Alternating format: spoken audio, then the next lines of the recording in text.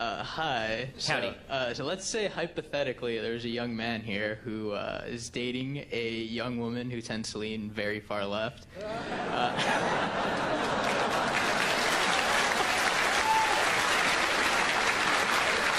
So, sorry, before you go any further, is she present right now? No, she is not. Okay, good, so I can be honest. All right. All right, so how might, do you have any advice for how this young man might go about exposing her to some new ideas without the relationship crashing and burning? Oh, you're an optimist. Okay. So, you, my friend, are making a very large mistake.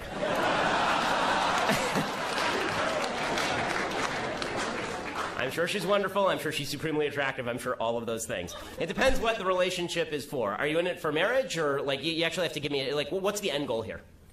Yeah, marriage. Okay, so if you're in it for marriage, then the number one thing you must have in common with your spouse is values. You don't have interests come after values. But most people are interested in lots of things. There are lots of interesting things in the world. Liking the same movies, liking the same art, virtually worthless. What is important is that you have the same value system. So politics are a reflection of values. Now, there are a lot of people who never connect their politics with their values. So you have to determine whether she's politically left because this represents some core values, or just because she's been told a bunch of slogans and now she repeats all these slogans. So when I first dated my wife, for example, my wife thought of herself as pro-choice. And then the more that we discussed the issue, it became very clear to her that she was actually pro-life and hadn't really considered the issue in a serious way. It was just she was told on college campus that it was a good thing to be pro-choice, and so she said she was pro-choice. And the same thing was true of gun rights, for example. She didn't know anything about guns. She'd been told guns were bad. And then when I explained gun rights to her, and when it turned out that her father was a member of the military, then she shifted a little bit. Politics is the tip of the iceberg. The question is whether your girlfriend's politics, or this unnamed person's girlfriend's politics,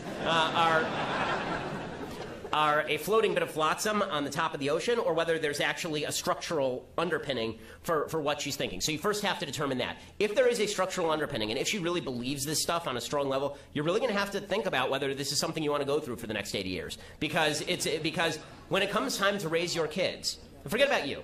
Okay, in my view, marriage, not relationships. Marriage is about bearing and rearing children, ideally. Right? My wife and I have 2 children. That is the end goal of marriage. That is the telos of marriage. Marriage was created so that we could bear and raise our children. And that means that we have to have very similar perspectives on how we want to raise our kids. Now, if you want to raise your kid with traditional ideas of virtue and decency, and she wants to raise your kids with traditional ideas of multiculturalism, for example, then and all cultures and all opinions being equal, all behavior being equal, this is going to be a real conflict when it comes time to parent your kids. So you have to ask yourself 2 questions. 1, is she movable? And 2, if she's not movable, what is your end goal here?